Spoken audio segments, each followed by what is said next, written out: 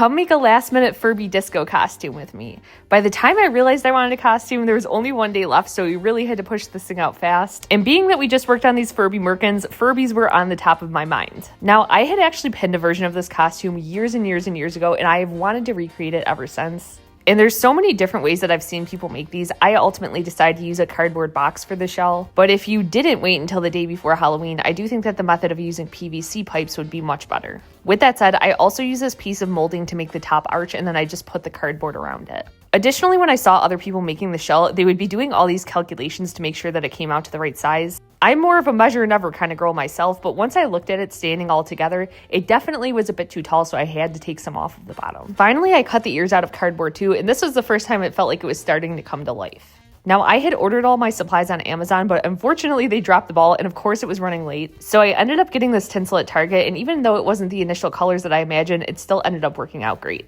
From here, I would basically just cut out pieces of tape and then attach the tinsel to it while it was still attached to like the main tinsel, if that makes sense, and then stick it onto the Furby. This was by far the most time-consuming part. And I'm sure you're thinking, because this is a 3D printing channel and I've already made custom files for all the pieces of Furbies, that I 3D printed them. But nope, it was way too late to wait for a 3D print to run, so I actually just got these foam balls and cut them in half. And if you do decide to do this, use a hacksaw, not a bread knife. This isn't bread. From there, I colored everything in and cut myself out a stencil for the faceplate.